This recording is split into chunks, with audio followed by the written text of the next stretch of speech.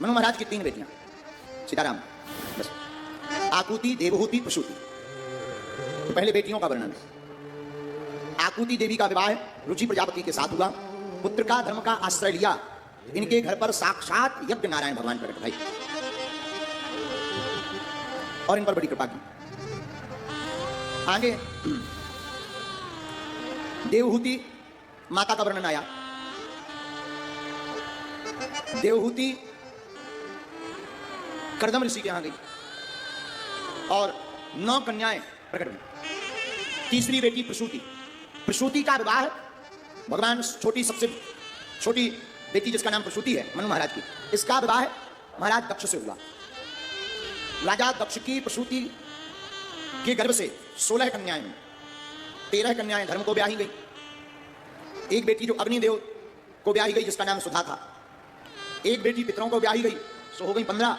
16वीं बेटी जो थी सती, सती का विवाह भूत भावन भोले बाबा के साथ हुआ। लेकिन सती के और शंकर भगवान की कोई संतान नहीं हो सकी। बोले क्यों?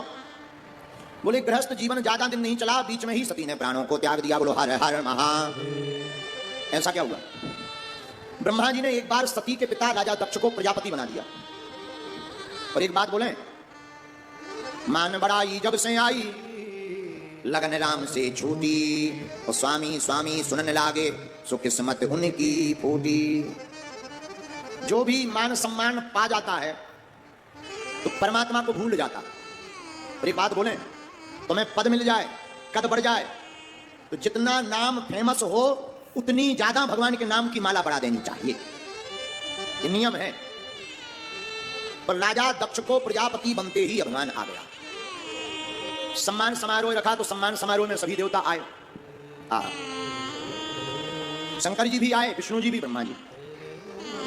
जब राजा दक्ष सम्मान समारोह में प्रवेश हुए तो सबने खड़े होकर स्वागत किया, पर ब्रह्मा जी, विष्णु जी और शंकर जी खड़े नहीं हुए। ब्रह्मा जी तो पिताजी हैं, विष्णु भगवान परदादा हैं। शंकर जी ने सोचा हम में और विष्णु जी में अंतर क्या, तो हम क्यों खड़े हैं? लेकिन लोगों की आदत होती है 10 लोग प्रणाम कर लें, एक ना करे तो नजर उसी पे जाती है जिसने नहीं किया।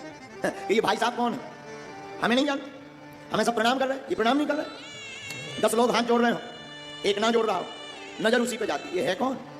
हाँ, क्या कहना, धन्य है। राजा दक्ष बैठते ही भाषण देने लगा। बल्कि मुखिया जी के भाषण बाद में होते हैं, परंतु बैठते ही राजा दक्ष भाषण देने लगा। श्रूयतां ब्रह्म ऋषयो में सहदेवास अग्नयः, साधूनां बुभ्रतो नृत्यं न ज्ञानानं च मत्सरात्। सुनो, अच्छा एक बात बोले, जिस चीज का मौसम हो उसकी बात करें तो अच्छा लगता है। एक बार एक आदमी की अर्थी जा रही थी शमशान यात्रा में। शमशान यात्रा में तो कोई मर जाता है तभी जाती। तो शमशान यात्रा जा रही थी, कंधे पर लोग रखे थे, चले जा रहे थे, राम नाम सत्य है, ऐसा बोलते जा रहे थे। परंतु शुरू में नया नया मोबाइल का चलन था और मोबाइल में रिंगटोन डालने का प्रचलन था। तो एक सज्जन शमशान यात्रा में कंधा दिए थे, लेकिन मोबाइल की रिंगटोन गलत बच गई। वो मोबाइल डाले थे और रिंगटोन बड़ी खतरनाक डाले हुए थे। वो डाले हुए थे रिंगटोन में, कहां जा रहे हो अकेले अकेले। अब बताओ ये गलत है कि नहीं? भाई कोई मर गया और कंधे पर रखे हो और रिंगटोन बज रही हो, कहां जा रहे हो अकेले अकेले। ऐसे ही एक जगह बरमाला का कार्यक्रम हो रहा था, शादी हो रही थी किसी की, चंगीलाल की। हमारे चेला चंगीलाल की शादी हो रही थी मुन्नी बाई के साथ। बरमाला का कार्यक्रम हुआ और जैसे ही बरमाला डलने वाली थी तब तक डीजे वाले ने गाना बहुत खतरनाक बजा दिया। उन्होंने गाना बजा दिया, जो शहीद हुए हैं उनकी। अब बताओ, बरमाला का कार्यक्रम चल रहा और डीजे वाले ने गाना क्या लगा दिया, जो शहीद हुए हैं उनकी जरा याद करो। बताओ, बोलो जय सिया राम। तो ये गलत है कि नहीं? ऐसे मौसम पे ऐसा गाना। एक बार ऐसी शादी हो रही थी, हम कहीं बैठे हुए थे, कुछ माताएं गीत गा रही थी और गीत इतना खतरनाक कि हमें अटैक आते बचा। शादी हो रही है, भावर पड़ रही है और माताएं गाना गा रही। गाना क्या गा रही? 2 हंसन के जोड़ा उड़ गए गजब भौ रामा। हमने कहा माता जी उड़ गए के जुड़ रहे हैं? अभी जुड़ रहे हैं कि उड़ गए? उन्होंने दोनों हंसों के जोड़े ही उड़ा दिए। अरे हमने कहा मर रहे नहीं है, जुड़ रहे, उड़ नहीं रहे। अब बताओ, ऐसे भी गीत गा देते कई बार बेमौसम पे। बोलो जय सिया राम, जोर से बोलो। वही राजा दक्ष का हाल। राजा दक्ष आए तो सम्मान समारोह में, लेकिन देख रहे अपमान। राजा दक्ष क्या कह रहे? सूयताम ब्रह्म ऋषियों में सहदेवा साग्निया। सुनो, सभ्य समाज में एक भी असभ्य आदमी आ जाता है तो सभा का रूप बिगड़ जाता है। सब लोग एक दूसरे को देखने लगे, भाई असभ्य कौन है? राजा दक्ष बोले तुम्हें दिखाई नहीं पड़ता? नंगा शिव न बैठने का ज्ञान, न उठने का ज्ञान, सदा भूत प्रीतों के साथ रहता है, तो मति भी भूत प्रीतों जैसी हो गई। तो किसी ने राजा दक्ष से कहा कि तुम्हें इतने अवगुण दिखाई अगर पड़ रहे तो अपनी बेटी सती का विवाह क्यों किया, दामाद है तुम्हारा। राजा दक्ष बोले हम और अपनी बेटी की शादी करते। अरे बोले वो तो पिताजी की आज्ञा लगी ब्रह्मा जी की, वरना कहा ये मरकट लोचन वाला, मरकट लोचन जानते हो, बंदर सी आंख वाला, कहां बंदर सी आंख वाला ये शिव, कहां हमारी सुंदर सी सती। अच्छा, जब राजा दक्ष गालियां दे रहे थे तो नंदी जी बोले आपकी आज्ञा हो तो हम जवाब दें प्रतिक्रिया। शंकर जी बोले नहीं, चुप रहो, ससुराल की गालियां हैं, किसी को शादी के समय मिलती हैं, हमें शादी के बाद तक मिल रही है, प्रेम पूर्वक पाओ। भाई शादी में जाते तो गालियां देते ना, एक ही जगह ऐसी है जहां गालियां भी बड़े प्रेम पूर्वक पाई जाती, वो है ससुराल। बोलो जय सिया राम, जोर से बोलो। अच्छा, माताओं को वैसे तो किसी को गाली देने का मौका नहीं मिलता, शादियों में पूरी कसर निकाल ली थी। मैं दूल्हा के बाप, दूल्हा के फूफा, दूल्हा के मौसा, दूल्हा के मौसी, खानदान पूरा लिस्ट में रहता। बोलो जय सिया राम, जोर से बोलो। तो शंकर जी कहते हैं शादियों की गाली है, हमें बाद में मिलनी, नंदी जी चुप रहो। ठीक है महाराज, जैसा कहो। राजा दक्ष ने अति पार कर दी और घोषणा कर दी, सुनो आज के बाद किसी भी यज्ञ में भगवान शंकर का कोई भाग नहीं होगा। अब तो नंदी से नहीं रहा गया, बोले क्यों, सुनो, हरिहर निंदा सुनाए जो काना, हरिहर निंदा सुनाए जो काना, हरिहर निंदा सुनाए जो काना, हरिहर निंदा सुनाए जो काना, कोई पाप गौघात समाना, कोई पाप गौघात समाना। श्री राम जय राम, श्री राम जय राम, जय जय राम, श्री राम जय राम, जय जय राम, श्री राम जय राम, जय जय राम। सुनिए, माता पिता और गुरुजी और भगवान, इनकी ना निंदा करनी चाहिए, ना निंदा सुननी चाहिए। किस किस की, नोट करो, माता की, पिता की, भगवान की और गुरु जी की। जो भी माता पिता गुरु की निंदा करता है या सुनता है, उसे उतना ही पाप लगता है जितना गौ हत्या करने पर पाप लगता है। बोलो जय सिया राम। अच्छा, हमसे कोई पूछे कि गुरु जी अगर कोई निंदा खुद की कर रहा हो तो क्या करना चाहिए, तब भी घबराना नहीं चाहिए। निंदा उसी की होती है जो जिंदा होता है? निंदा उसकी होती है जो जिंदा होता है, जो मर जाता है उसकी तो लोग केवल तारीफ करते हैं। अगर तुम्हारे काम की निंदा हो रही तो समझना तुम जिंदा हो, और जब तक निंदा है तब तक ही जिंदा हो। और रहीम जी तो अद्भुत बात कहते हैं, निंदक नीरे राखिए आंगन कुटी छवाए, बिन पानी साबुन बिना निर्मल करे सुहाए।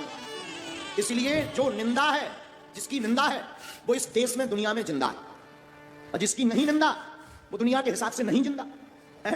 जिसकी नहीं निंदा वो दुनिया के हिसाब से, कितने लोग अपने ऐसे नहीं है जिनकी कोई निंदा ही नहीं हो, तो क्या इतने जिंदा हैं? लोग हमसे कहते गुरु जी आपकी तो लोग बहुत निंदा करते, हम कहते कहना करने दो।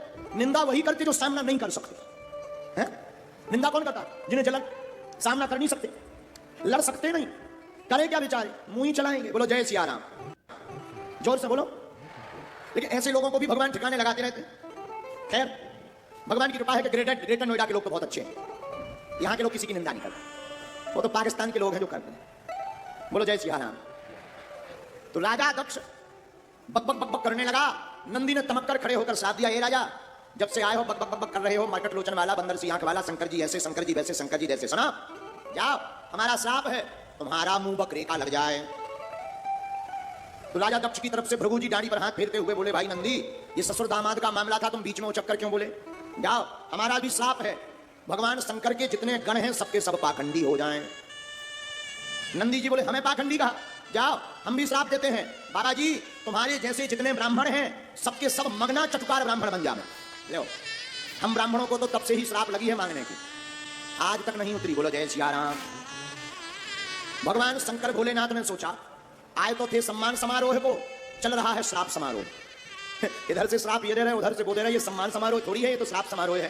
तो भगवान शंकर तो भोलेनाथ हैं। अरे भोलेनाथ से निराला, डमरूनाथ से निराला, है जी कोई नहीं, है जी कोई नहीं। मेरे नाथ से निराला, डमरूनाथ से निराला, है जी कोई नहीं। हाजी को।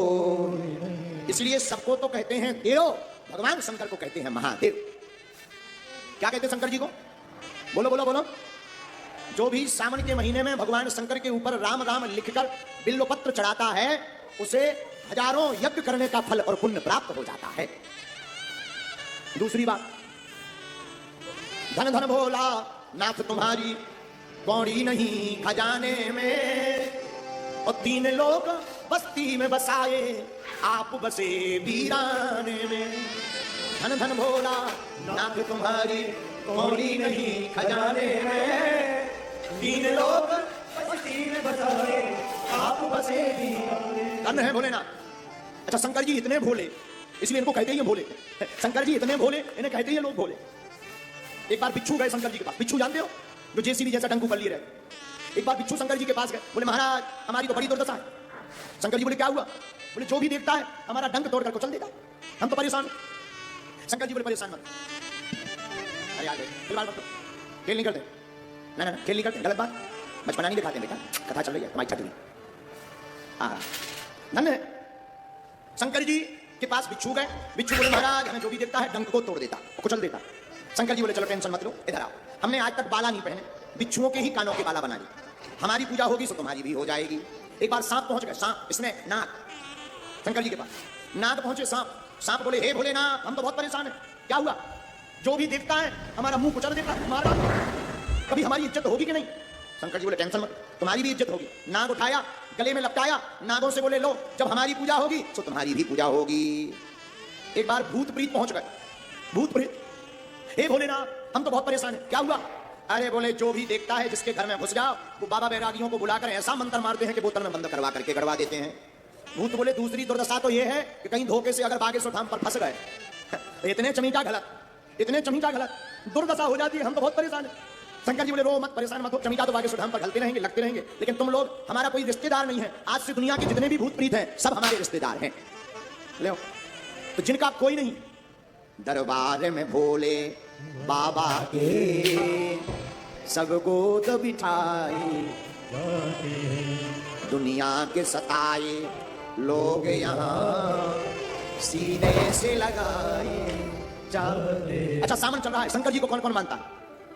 एक गीत बहुत प्यारा है, तेरी डमरू, इसको थोड़ा पहले जैसा करते हैं।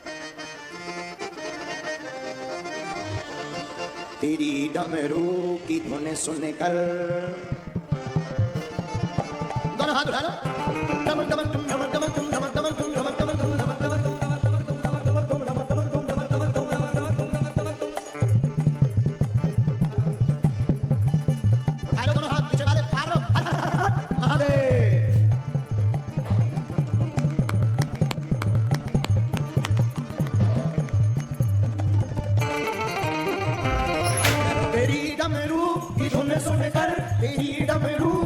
सुनकर मैं काशी नगरी से आई हूँ। तेरी डमरू की धुन सुनकर मैं काशी नगरी से आई हूँ। तेरी डमरू की धुन सुनकर मैं काशी नगरी से आई हूँ। तेरी डमरू की धुन सुनकर मैं काशी नगरी से आई हूँ। तेरी डमरू की धुन सुनकर मैं काशी नगरी से आई हूँ। तेरी डमरू की धुन सुनकर मैं काशी नगरी से आई हूँ। मैं काशी नगरी से आई हूँ। मैं काशी नगरी से आई हूँ। मैं काशी नगरी से आई हूँ। मैं काशी नगरी से आई हूँ।